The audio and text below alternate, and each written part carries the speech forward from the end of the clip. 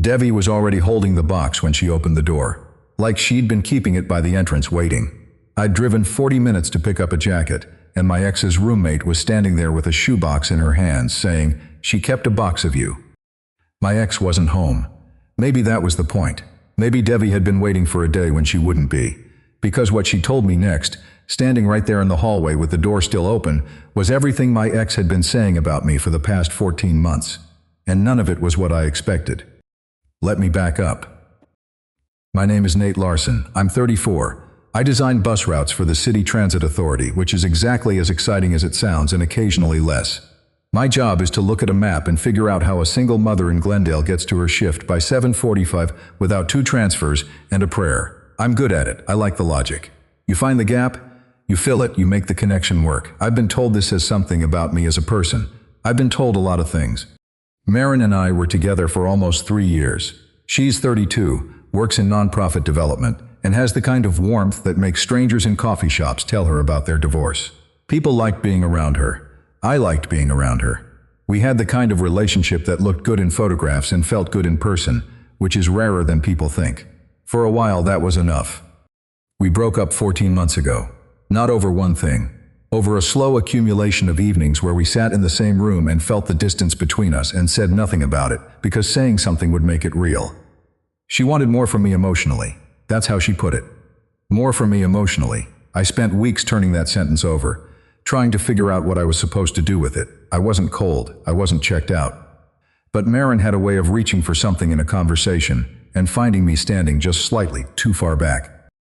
The actual breakup happened on a Sunday. She was sitting on the kitchen counter, swinging one foot, looking at me like she'd already rehearsed this in her head 3 times.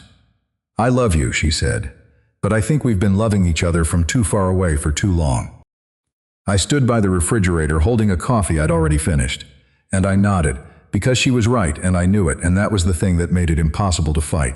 You can recover from betrayal, you can learn from a fight, but when 2 people calmly agree that their love just isn't pointed in the same direction, there's nothing to fix, nothing to blame, just a gap where a future used to be. We'd talked about a trip to Nova Scotia. She wanted to see the tidal bore. I'd bookmarked 4 hotels and never made the reservation.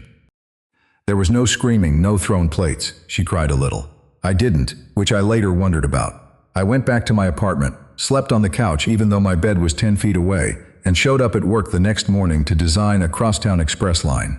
My supervisor asked if I was all right, and I told her I'd been up late working on the corridor study, and she believed me because I do that sometimes.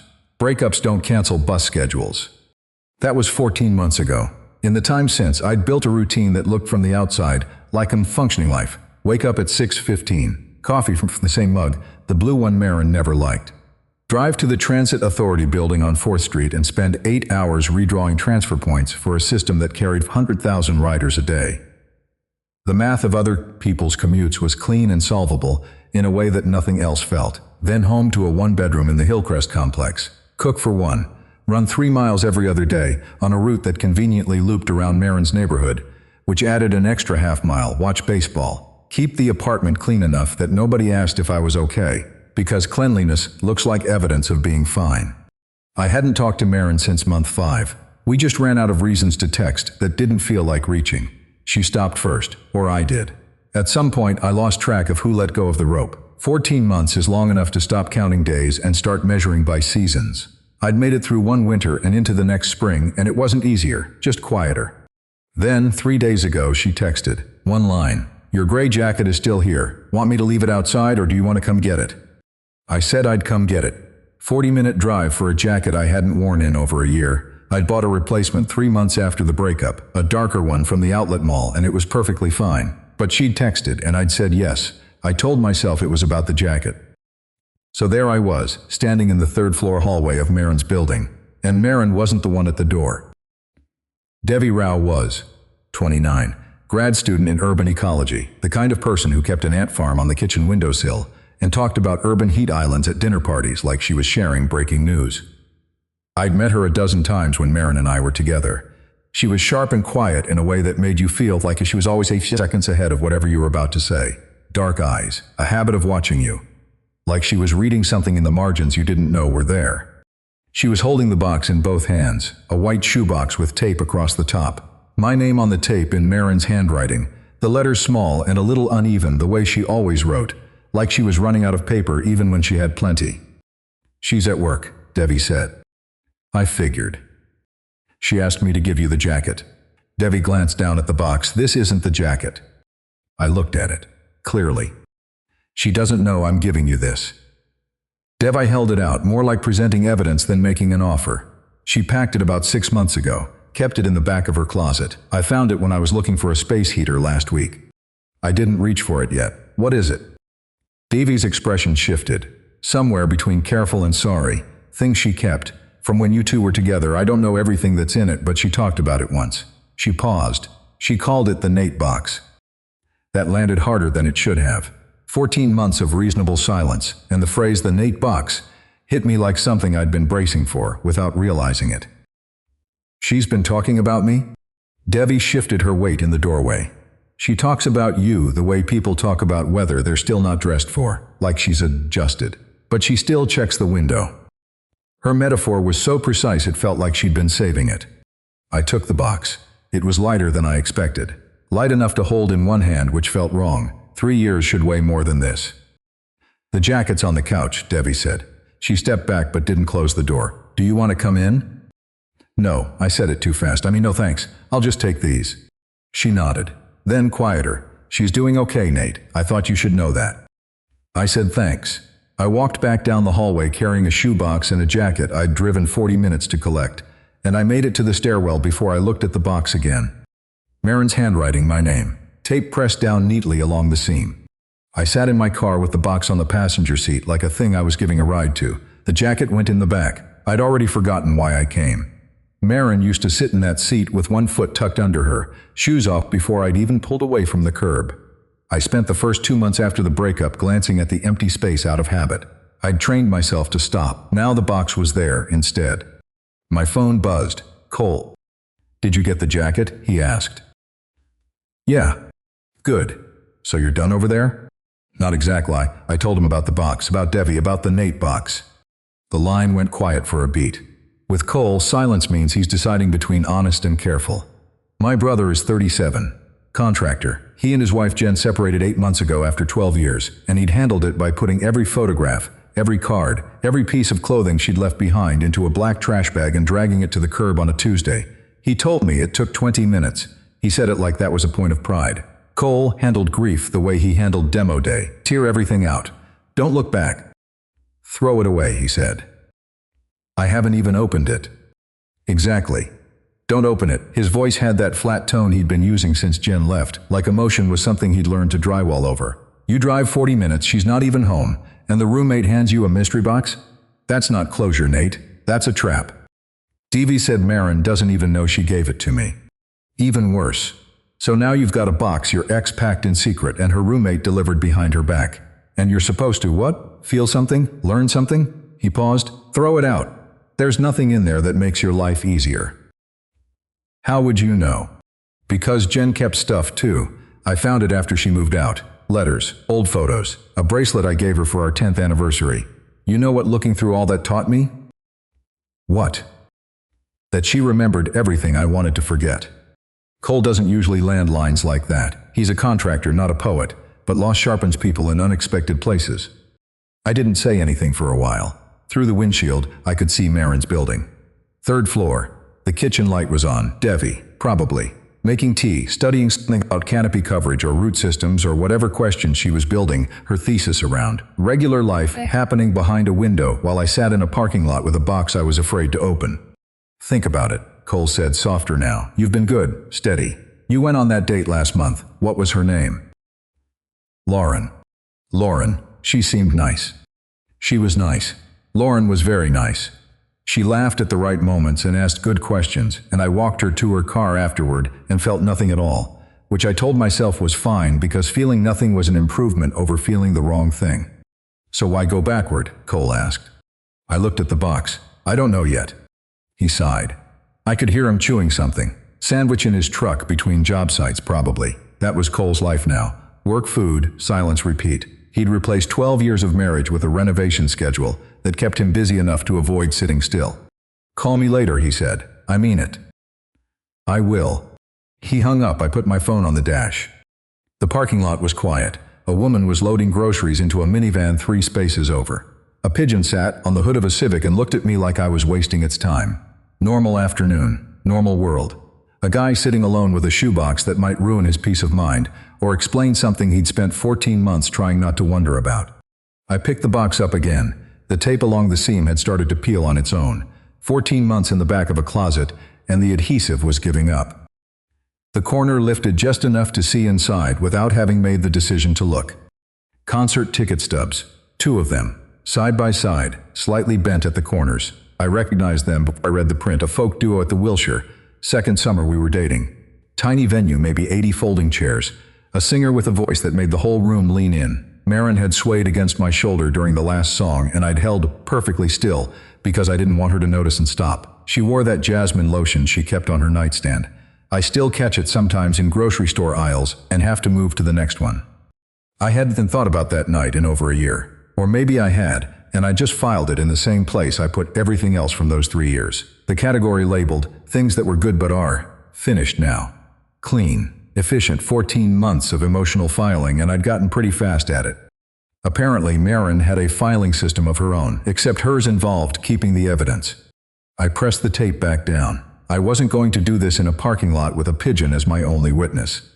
I started the car. The box slid on the passenger seat when I turned out of the lot, bumping the seatbelt buckle. I caught myself reaching over to steady it, like it was fragile, like what was inside might shift if I took the turn too fast. 40 minutes home. The box sat next to me the whole drive and I didn't touch it again. But I looked at it at every red light, and by the time I pulled into my space and turned off the engine, I knew I wasn't going to throw it away. I was going to carry it upstairs, set it on my kitchen table, sit down across from it, and go through it properly. Because whatever Marin had kept, she'd kept it for a reason. And whatever she'd been telling Devi about me for 14 months, those ticket stubs were only the beginning. The box made it up 3 flights of stairs without me dropping it, which felt like more of an accomplishment than it should have. I set it on the kitchen table, sat down across from it, the way I'd told myself I would in the car, and then I sat there for about 5 minutes doing absolutely nothing. The table was small. One of those round 2-person tables that real estate listings call intimate dining and single men call where I eat cereal standing up. Marin had found it at a vintage market 2 years ago. She'd wanted to refinish it. I'd wanted to eat dinner. We'd compromised by doing neither, and the table sat in my kitchen wearing its original scratched finish, still holding coffee rings from both of us. Tonight it was holding a shoebox of things my ex-girlfriend had kept in secret. I pulled the tape off slowly.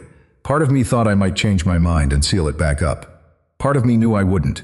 The tape peeled cleanly and the flaps of the box fell open like they'd been waiting. The concert ticket stubs were on top. I'd already spotted them through the gap in the parking lot, but spotting is different from picking them up, holding them. 2 tickets to the Wilshire, a folk duo whose name I'd already forgotten second summer we were dating. 80 folding chairs in a room that smelled like old wood and candle wax. Marin had found the show on a community board outside a coffee shop and insisted we go. I'd said sure the way you say sure, when you don't care about the event but you care about the person asking. She'd kept both tickets, hers and mine, which meant at some point after that night she'd pulled my stub from wherever I'd tossed it, my jacket pocket or the nightstand or the floor of my car, and held onto the thing I would have thrown away without thinking about it twice. I set them down on the table. Underneath was a coaster, brown cardboard, slightly warped from a water ring. O'Malley's, the pub on 6th where we'd had our first real fight. She'd accused me of listening to respond instead of listening to understand, and I'd told her that sounded like something she'd read on a therapy Instagram. She went quiet, which, with Marin, was always worse than loud. Her silences had shapes. That one had been heavy and square, and had taken up all the air in the car on the drive home. We'd made up the next morning over eggs I'd overcooked and coffee she'd made too strong. Neither of us mentioned the argument. We just sat at this same table and ate bad food together until the tension dissolved on its own. I'd thought that meant we'd moved past it. 14 months later, sitting with a warped coaster in my hand, I think it meant we'd gotten good at ignoring things we should have talked about. Marin had kept the coaster from the table where I first failed her in a way that actually mattered. I still didn't know if that was sentiment or evidence. There was a receipt from a hardware store, $12 and change for something I couldn't place. Maybe a picture hook or a replacement hinge, something small and functional that I'd fixed for her and immediately forgotten about. Or maybe the receipt had just been sitting near something else she cared about, and proximity had promoted it to artifact. Some of the things in this box might mean nothing on their own. They might just be objects that had been near us, and Marin hadn't been able to separate the noise from the signal. I wasn't sure I could either. I looked at the 3 items sitting on the table: ticket stubs, a coaster, and a hardware store receipt. Ordinary things, the kind of stuff you'd find in anyone's junk drawer.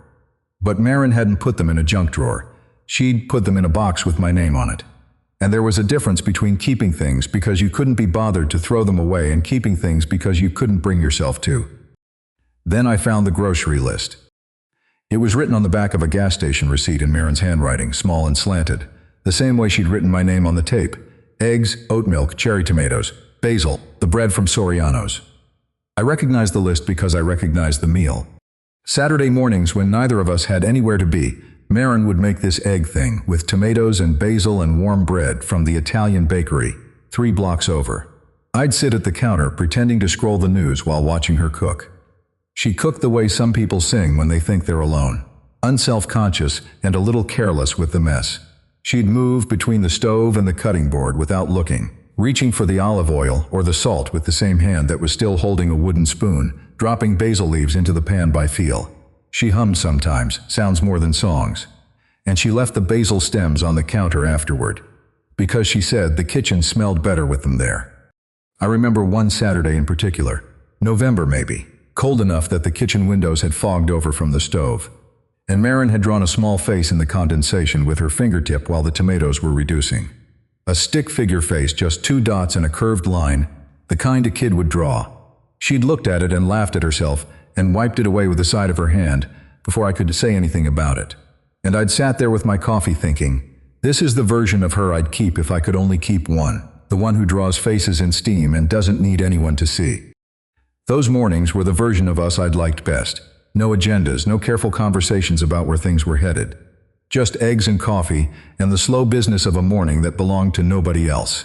The kitchen would fill up with steam and the smell of bread warming in the oven, and I'd sit there with my cold phone in my hand, not reading anything, just watching her move through a room like she'd been moving through it her whole life. I'd filed those mornings in the same place I'd put everything else from our 3 years together. Things that were warm but finished, clean emotional storage. The grocery list would have gone into the same drawer except for what she'd written in the margin. Different ink, smaller than the rest, like she'd added it later or in a different mood. 4 words sideways along the edge of the receipt. He doesn't know he hums. I read it 3 times. Then I put the list down on the table and sat with it. She was right. I hum when I'm making coffee, when I'm driving with the windows down, when I'm standing in the kitchen on a Saturday morning doing nothing useful. I had no idea. Nobody had ever pointed it out, and I'd made it 34 years without once catching myself doing it. But Marin had noticed something about me that I hadn't noticed about myself, and instead of mentioning it, she'd written it in the margin of a grocery list, like a quiet discovery she wanted to keep for herself. That shifted something I'd been holding steady for 14 months. Because I'd walked into this box looking for closure, a clean answer to a clean question. She kept these things because of X, she felt this way because of Y, something I could process and shelve and carry forward with. But that margin note hadn't been written for me. Marin hadn't packed the box knowing Devi would hand it over. She'd written those 4 words on a Saturday, probably, sitting at the counter after I'd left, and the note was just for her. A 4-word annotation on a grocery receipt that said, "I was paying attention to you, even when you weren't paying attention to yourself." If you're the kind of person who stays for stories like this, who wants to know what else was in that box, hit subscribe. I have more of these every week. I put the grocery list next to the coaster and the tickets. The kitchen table was starting to look like a museum case. Evidence of something I hadn't known was being collected, arranged in no particular order, and I still didn't know what it added up to. I reached back into the box. My fingers touched something smooth and flat. A photograph. 4x6, printed on real paper, slightly warm-toned the way prints from the photo lab on 9th Street always came back. I turned it over, and the person looking back at me was myself. Asleep on Marin's couch. Afternoon light coming through the window at that angle, it only hit between 3 and 4 in the fall, when the sun dropped below the roofline of the building across the street. I was lying on my side, one arm tucked under the pillow, the other hanging off the edge. My mouth was slightly open, My shirt was untucked and bunched at the waist. There was a book on the floor next to the couch, face down and open, like I'd been reading, and the sleep had just taken me mid-sentence. I looked like a person who had no idea anyone was watching him, because I hadn't been. I didn't know this photograph existed. Maren had gotten up at some point while I was asleep. She'd found her phone or the camera she kept on the shelf above the desk. She'd framed the shot, taken it, and then later, maybe weeks later, maybe that same afternoon, she'd walked to the photo lab and had it printed on actual paper. The kind you hold in your hands, the kind that sits in a drawer and waits for someone to find it. She'd looked at this image of me sleeping on a random Tuesday and decided it was worth making permanent. I sat at my kitchen table holding a picture of myself that I'd never agreed to and never known about. Something closer to vertigo settled into my chest, because what I was looking at wasn't just a photo of me sleeping on a weekday afternoon. It was what Maren saw when I wasn't building anything or solving anything or holding myself at the careful distance she'd spent 3 years trying to cross. It was the version of me that existed when I stopped performing entirely. Mouth open, shirt untucked, the afternoon light making it all look warmer than I probably deserved. And she'd thought that was something worth printing on paper and keeping in a box in the back of her closet for 14 months. The photograph was proof of something I hadn't let myself think about. Maren hadn't just loved me, she'd studied me. She'd been paying attention to a version of me that I didn't know how to show on purpose, and she'd kept the evidence the way a person keeps a letter they're not ready to send. I put the photograph down carefully, like something that might not survive rough handling. My phone buzzed. Devi. Did you open it? I looked at the table. 5 items arranged across the scratched wood like fragments of a sentence I couldn't read yet. I typed back, yeah. The 3 dots appeared, disappeared, then came back. She used to take photos of people when they weren't looking. Said that was the only way to see them. I looked at the photograph again. The wrinkle in the pillowcase. The shadow across my jaw from the window frame. The way the light caught the edge of the book on the floor. Another text from Devi. She told me once that the hardest part wasn't losing you. It was losing the version of you that only showed up when you didn't know she was watching. I typed, "What do you mean?" and then deleted it, because I knew what she meant. I'd been looking at the proof for the last hour. I set the phone on the table next to the photograph and the grocery list, and the coaster and the ticket stubs. All of it spread out in front of me like pieces of a language I was just beginning to recognize. I'd driven 40 minutes to pick up a jacket. I'd left with a box. I'd opened the box looking for closure, looking for a clean answer I could process and file, and carry forward the way I'd carried everything else over the past 14 months. Something efficient, organized, and done. But the box wasn't giving me that. It wasn't a verdict, it was an inventory of her attention. Every item on the table was something she'd noticed that I hadn't. The hum I didn't know I made, the photo I didn't know she'd taken, the ticket I would have thrown away without a thought. She'd been watching a version of me that I didn't even know was visible. And I wasn't looking for closure anymore. I was sitting at my kitchen table at 9:15 on a Tuesday night with 5 objects arranged in front of me, and every single one of them was saying the same thing. She'd been paying careful attention for years, and I'd missed it because I was standing too far back to see her seeing me. I could feel something heavier at the bottom of the box, flat and stiff against the cardboard. I wasn't ready for it yet. But Devi had been living on the other side of Maren's bedroom wall for 14 months. She'd heard the phone calls and the silences, and whatever version of our story Maren told when she thought nobody was keeping track. Devi knew things about how Maren talked about me that I would never hear firsthand. She'd known when she handed me the box in the hallway, and she'd known when she texted me 10 minutes ago. And sooner or later I was going to have to ask her what Maren had really been saying about the man who hummed on Saturday mornings and never once knew he was being watched.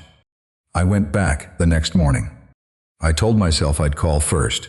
That was the plan. Text Devi, ask if she had time to talk, keep it casual and organized. But I woke up at 5:45 with the photograph and the grocery list still on my kitchen table where I'd left them, and by 6:30 I was in the car, and by 7:15 I was leaning into Pullen's parking lot for the second time in 2 days.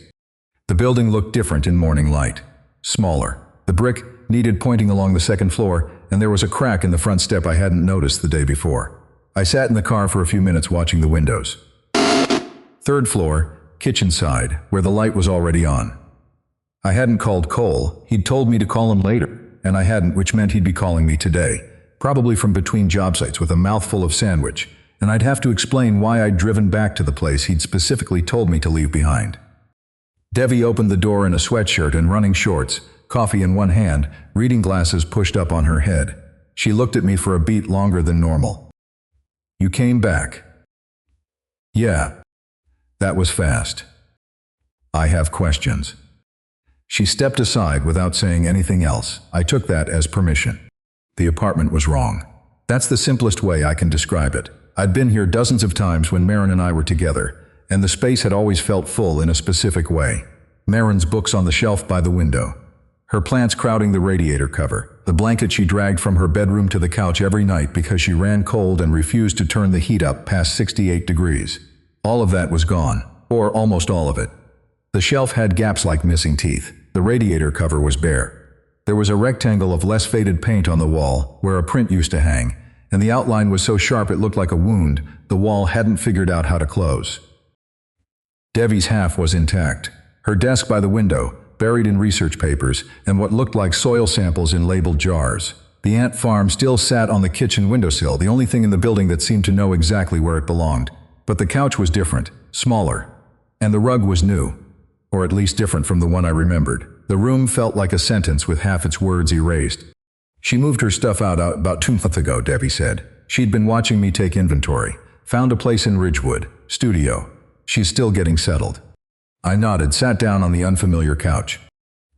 "Coffee?" "Sure." She went to the kitchen. I could hear a cabinet opening, water running. Through the wall on the left was Marin's old bedroom. The door was open. I could see boxes stacked against the far wall, the kind you get from a liquor store, and nothing else. The room where Marin had slept for over 2 years looked like it had been vacated weeks ago, and nobody had figured out what to do with the space yet. Devi came back with a blue mug I didn't recognize. She sat in the desk chair, pulled it around to face me, and crossed one leg under her. "So," she said, "questions." I held the coffee. Too hot to drink, but I needed something in my hands. The box, the things she kept, the photograph. "Yeah." "How long did you know about it?" "The box?" She tilted her head. "Since she packed it. 6, maybe 7 months ago. She did it on a Saturday night after a glass of wine and a phone call with her sister. Sat on her bedroom floor with the shoebox and a roll of tape and spent about an hour going through a drawer." She paused. She cried a little. The quiet kind. The kind where you keep stopping to decide if what you're doing is helping or making it worse. "And you didn't say anything?" "It wasn't mine to say anything about." That was fair. I didn't like it, but it was fair. "What about the rest?" I asked. "The things she told you, about me." Devi took a sip of her coffee, set it on the desk behind her, next jar labeled Sulfol Core Prospect Park 614. "What do you want to know?" "Everything." She looked at me the way she'd looked at me in the hallway yesterday, deciding how much I could carry. "Okay," she said. "But I should tell you something first. The version of you that Marin described to me is not the version you seem to be walking around with." I didn't say anything, so she went on. "She talked about you a lot. Not right away. The first few months after you two ended, she barely said your name. She'd come home from work, eat standing at the counter, go to her room. I'd hear her on the phone with her sister, or putting on a show loud enough that she wouldn't have to sit with the quiet. That part was expected." She shifted in her chair.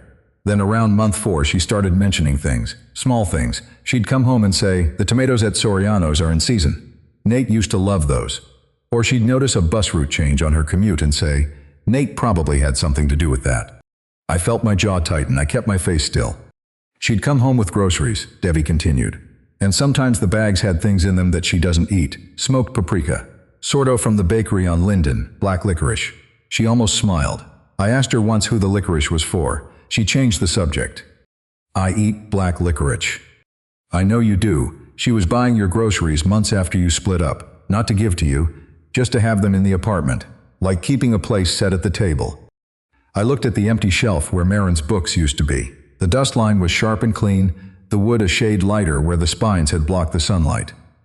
Evidence of what used to be there. "There's more," Debbie said. "After fights, when you two were still together, did you know she used to sit in the car?" "What do you mean?" "After an argument. When she'd drive home, she wouldn't come inside right away. She'd park, kill the engine, and sit there. 15, 20 minutes, sometimes longer." She nodded toward the kitchen window behind me. I could see the lot from that window. She'd sit with her hands on the wheel like she was waiting for directions that weren't coming. "What was she doing?" Deciding how to be okay with what just happened. That's what she told me. Devi's voice stayed steady and precise, the way she said everything. Like accuracy was a form of respect. Arguments with you were hard because you never raised your voice. You'd get still and logical, and she could feel you organizing your response while she was still feeling hers. She didn't know how to fight someone who wouldn't fight back. I set the coffee on the floor between my feet. I didn't trust my hands with it. And she said, Devi continued, close to her exact words, that you built things in your head that were more real than anything she could compete with. That you had a version of the relationship you designed the way you design your bus routes, and when the real thing didn't match the fruit, you didn't adjust. You waited for her to find the right stop. I sat with that because it was accurate, all of it, and I'd never once described myself that way, not in 14 months of running the breakup through my head. Maren had seen it. She'd named it with a clarity I couldn't have managed. And she'd told Devi instead of me, because Devi was the person in the next room who could hear the truth without being damaged by it. She didn't say it with anger, Devi added. That's the part I want you to hear. She described it the way you'd describe a habit. He builds things in his head. Like it was just how you worked. She wasn't angry about it anymore. She was sad about it. And sad is different. I was sitting on an unfamiliar couch in a half-empty apartment, hearing about myself from a woman who'd heard about me from a woman I used to love. Devi's version of who I was had come through Maren's words, filtered through months of late-night conversations and shared walls. And it was more honest than anything I'd put together on my own. 14 months of filing what happened under things that were good but are finished now. Clean categories and efficient processing. And the truest description of who I'd been in that relationship was sitting 3 feet away from me, delivered by someone I'd spoken to maybe 12 times in my life. I'm hearing about myself secondhand, I said. And it's more accurate than what I'd come up with on my own. Yeah, Devi said, that's hard. You'd think I'd have the better version. I was there. Being there and paying attention aren't the same thing. She said it gently, but she meant it. You were there. She was watching. My phone buzzed with a text from Cole. He didn't usually text. Texting meant committing to words he couldn't soften mid-sentence the way he could on a phone call. The message said, I lied to you yesterday. I stared at it. Devi was quiet across from me. 3 dots appeared. Then, when I said I threw everything of Jen's away, I kept one thing. A voicemail she left me the week before she moved out. I've listened to it maybe 40 times. I read it twice. Cole, who had packed 12 years of marriage into a garbage bag and hauled it to the curb in 20 minutes. Cole, who had told me to throw the box away. Cole, who handled his separation like a demo job and talked about the timeline like it was something he'd beaten. He'd kept a voicemail 40 times. I typed, what does she say in it? His response came slowly, nothing important. She's asking me to pick up dish soap on the way home. She calls me honey at the end. She hasn't called me that since. Dish soap and honey. The kind of voicemail a wife leaves for her husband on a Tuesday without thinking about it. The kind you'd delete in a second if you didn't already know it was the last one where she still sounded like she belonged to your life. Another text. I told you to throw the box away because I wish someone had told me to throw the voicemail away before I listened to it 40 times. I typed back, but you didn't throw it away. No. Why not? 45 seconds passed.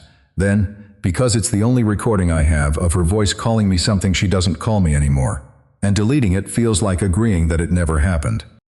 I put the phone face down on the cushion beside me. Devi sat with her hands around her mug. She hadn't asked who texted or what they said. She just waited, the way she seemed to wait for everything, with the patience of someone who spent her days measuring how slowly roots take hold in concrete. My brother, I said. He told me yesterday to throw the box away. Turns out he's been replaying a voicemail from his ex-wife for months. 40 times. Devi looked at me steadily. That tracks. He told you to do the thing he couldn't do himself. I leaned back on the couch. The ceiling had a water stain in the corner I'd never noticed before. Can I ask you something? I said. You've been asking me things for the past half hour. A different kind. She waited. Why did you give me the box? You didn't have to. Maren didn't ask you to. Devi put her coffee down. She pulled her legs up under her in the chair, and the motion made her look less guarded than I was used to seeing, less careful. Because she wasn't going to, and because you needed to see what she kept. Why? Because the version of you that Maren described was better than the version you carry around. She said it the same way she said everything, with the precision of someone who weighed words before spending them. She described a man who hummed in the kitchen and fell asleep with books on his chest and fixed cabinet hinges without being asked and stood too far back without realizing it. That last part was the problem, but the rest of it was someone worth keeping a box for. I looked at her. Morning light was coming through the window, behind the desk and catching the edge of her glasses where they sat on top of her head, the soil samples in their labeled jars, the ant farm on the windowsill. Devi's whole life was organized around close observation. She measured root depth and canopy coverage and urban heat patterns. She cataloged how living things responded to the environments they were placed in. She'd been observing Marin, and Marin had been observing me. And now Devi was handing over the field notes. "Thank you," I said. It came out quieter than I'd planned. For what? For being honest about what she said. Anyone else would have softened it. Marin deserves to have her words taken seriously. She picked her coffee back up, even the ones she didn't know I'd repeat. The room got quieter after that. The air between us shifted. I was sitting on her couch in a half-empty apartment that still carried faint trace of the woman I'd spent 3 years with, and Devi was sitting 3 feet away, surrounded by soil samples and research papers, and for a few minutes neither of us spoke. It wasn't uncomfortable. It was the kind of silence that happens when two people stop performing for each other and haven't figured out what to do with the space that opens up. I picked my coffee up from the floor. It had cooled to the temperature where you just drink it without thinking. "There's something left in the box," I said. "At the bottom, something flat and heavy. I didn't look at it last night." Devi's expression shifted, a small tightening around her eyes. "I know what it is." "You do?" Marin talked about writing it. More than once. She spent a long time on it. Devi looked at her mug. "You should read it at home." "Why not here?" She looked at me directly. "Because what she wrote in that envelope is probably the most honest thing in the whole box. And you should be alone when you read it." I held her gaze for a second longer than I meant to. Then I stood up, thanked her for the coffee, and walked toward the door. She followed. We stood in the hallway where all of this had started yesterday, Devi in the doorway, me half a step back. "If you want to talk about it after," she said. "After you read it, you know where I am." I nodded, headed down the stairs, and I was halfway to the second-floor landing when it all caught up to me. I'd come here looking for Marin's words, and I'd found them. Every grocery run and parked car and late-night conversation Devi described had painted a version of my ex I hadn't let myself imagine. A woman who was finished with me but still paying attention. Still buying the bread I liked. Still sitting in the parking lot at 11 at night, learning how to be okay with the distance between what she wanted and what I knew how to give. And the sealed envelope at the bottom of the box, the one Devi had told me to open alone, was the last piece. Whatever Marin had written and never sent, I was going to sit down and read it tonight, because if the margin notes and the photographs and the ticket stubs were what she'd saved, the letter was what she'd almost said. The apartment was dark when I got home. I'd left the blinds closed that morning, which I never do, and the kitchen light had burned out 2 days ago, which I hadn't fixed because replacing a light bulb for one person felt like more commitment to the apartment than I was ready to make. I turned on the lamp in the living room. It threw a warm pool across the floor and stopped at the edge of the kitchen table, where the box was still sitting from last night. The 5 items I'd spread out were right where I'd left them: ticket stubs, coaster, receipt, grocery list, photograph, arranged across the scratched wood like a timeline only Marin could read, and at the bottom of the box the envelope. I sat down, pulled the box toward me, and lifted it out. A standard white envelope, letter-sized, sealed. No name on the front, no date, no to Nate, or read this when, or anything that would tell me what I was walking to, just a sealed envelope pressed flat against the bottom of the box, underneath everything else, like she'd wanted it to be the last thing anyone found. I held it for a while. The paper was stiff, the kind you buy at an office supply store, not the kind you find in a kitchen drawer. She'd gone out and bought this paper. Or she'd had it already, the way Marin always had the right envelope, the right stamps, the thank you cards she sent to people who barely remembered helping her. She was organized about the way she cared for people. I hadn't been organized about anything except bus routes in over a year. I opened it. 2 pages, handwritten in Marin's small slanted script. Front and back, on both sheets. No crossings out that I could see. She'd either written this cleanly on the first try or rewritten it until it looked that way. Knowing Marin, the second. It wasn't a letter, not exactly. There was no "Dear Nate," no greeting, no preamble. It started mid-thought, the way you'd start writing in a journal that nobody was ever going to read. The first line said, Nate Larson is 33 and designs bus routes for the city. He is very good at finding connections between places that don't seem to have anything in common. Third person. She'd written about me in third person, like I was a subject in a study she'd been running for 3 years, and now she was filing her notes. I kept reading. He hums when he makes coffee. He doesn't know this. He also hums when he's driving with the windows down, and when he's standing in the kitchen doing nothing, which he does more often than he realizes. The humming is low and tuneless and constant, like a radiator you stop hearing until the room goes quiet. It is one of the best sounds in any room he's in. I put the pages down, picked them back up. He holds still when something matters to him, not frozen. Still, the way a person holds still when a bird lands on the railing and they don't want to scare it away. I leaned against his shoulder at a concert once, and he didn't move for 3 songs. I thought he was being polite. Later I realized he was being careful. He didn't want me to stop. She'd known. The whole time she'd known why I didn't move at the Wilshire, and she'd never said a word about it. He stands by the refrigerator when he doesn't know what to do with his feelings. He holds his coffee mug in both hands and positions himself near the kitchen door like he might leave, even though he never does. I think being close to an exit makes hard conversations feel survivable to him. The refrigerator is the closest large object to the front door in both of his apartments. He doesn't know he does this either. I looked up from the pages. I was standing by the refrigerator. I'd gotten up from the table at some point without noticing and walked to the exact spot she'd described.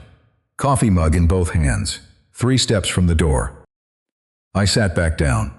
He nods when I'm right about something that hurts. A single nod.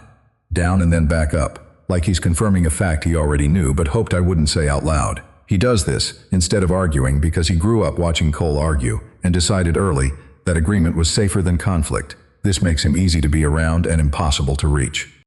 Easy to be around and impossible to reach. She described 3 years of us in a single sentence.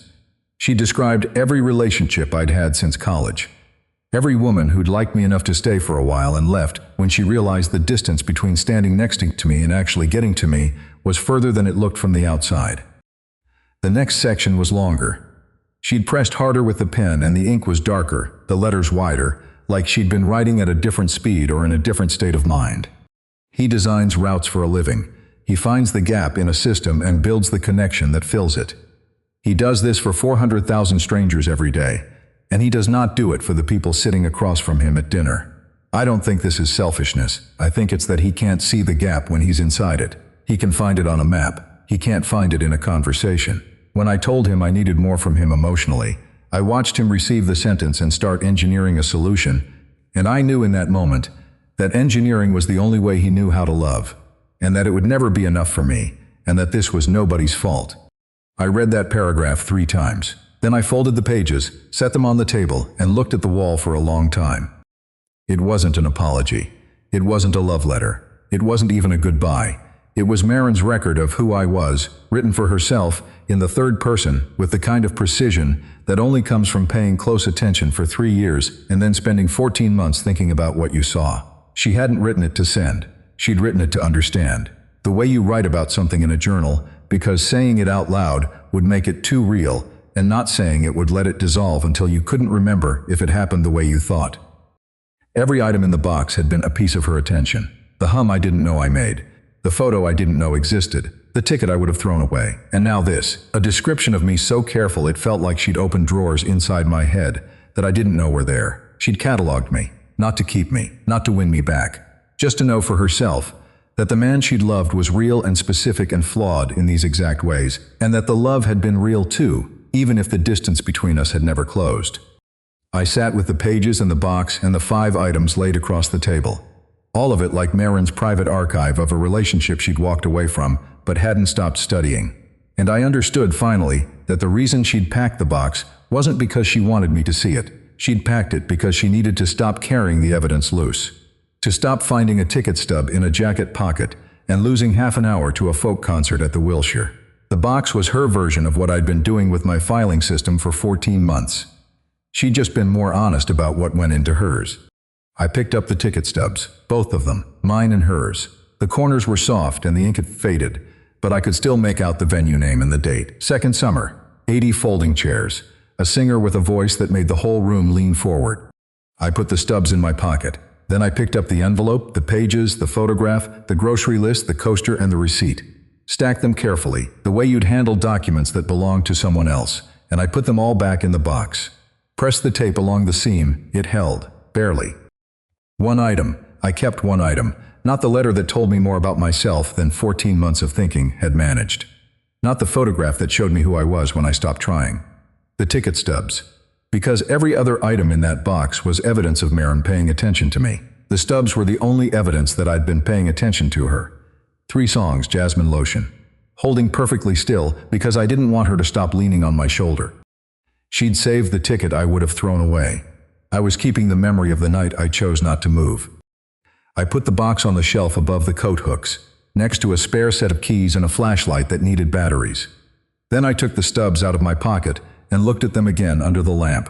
And I thought about my drafting desk at the Transit Authority, the one buried in route maps and transfer studies, with a corkboard above it that I'd never pinned a single thing to in 3 years.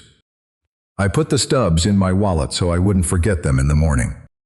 3 weeks later, they were pinned to the corkboard, 2 thumbtacks, one for each ticket, holding them at a slight angle because I'd pushed the pins in too fast and then decided the tilt was fine. My supervisor noticed them on a Monday. She said they looked old. I told her they were from a She asked if it was good. I said it was. She went back to her desk and I went back to redesigning the Glendale corridor, and the stubs stayed where they were. 2 faded rectangles above a desk, where I spent 8 hours a day building connections for people I'd never meet. The box sat on my shelf at home. I didn't open it again. Some mornings I'd glance at it on my way out the door and know what was inside the way you know a book is on a shelf without needing to read the first page again. Maren's words weren't going anywhere. I'd read them once and they'd shifted something in my chest that I was still sorting through. Maybe I'd read them again. Maybe I wouldn't. They existed and they were accurate, and the man she'd described was someone I recognized more clearly than I wanted to. Cole called on a Sunday afternoon. I was on the couch watching a game I wasn't tracking, which was a habit I'd developed since the breakup. Keeping the TV on for company the way other people leave a light on in the hallway. I told Beth about the voicemail, he said. Beth was a woman from his gym. He'd mentioned her once, in passing, the way Cole mentions everything personal. Like tossing a rock into a lake and walking away before the ripple reaches shore. What did she say? She asked to hear it. And? I played it for her. A pause, the kind that used to be empty and had lately become something else. She didn't say anything at first. Then she said, "She sounds like she really liked you." Jen did like you, Cole. Yeah, that's the part I keep forgetting. We sat on the line for a minute. 2 brothers on a Sunday, Cole in his truck between somewhere and somewhere else, me on my couch, both of us learning slowly that the things we'd kept weren't anchors. Cole's voicemail and my ticket stubs and Maren's box on the shelf, they were just proof that we'd been loved by people who were paying attention. "Keep the box," Cole said before he hung up. I know. An hour later, my phone buzzed Devi. She'd sent a photograph of the ant farm on her windowsill with a caption underneath. "The Queen started a new colony this morning. Thought you'd want to know." I looked at it for a while, a small ecosystem doing the only thing it knew how to do. Building, expanding, following a path nobody had drawn. I typed back, "Does the Queen know where she's going?" "No, she just knows she's supposed to build." I smiled at my phone in my quiet apartment. That sounds like my job. Designing routes nobody asked for? Designing routes people don't know they need yet. 3 dots appeared, disappeared, came back. I study how living things find their way in places that weren't built for them. You build the paths that make it easier. We should probably get coffee and talk about this. I read it twice, not because I didn't understand it, because I wanted to make sure I wasn't building something in my head that wasn't on the screen. Maren had written that about me, that I designed versions of things that were more real than what was actually happening. I didn't want to do that here. I put my phone down, picked it up again. Thursday works. There's a place on 9th Street with a pour-over that's too strong for everyone I've taken there. I study root systems in compacted urban soil. I can handle your coffee. I set the phone on the table. The apartment was quiet. The box was on the shelf. The stubs were at my desk.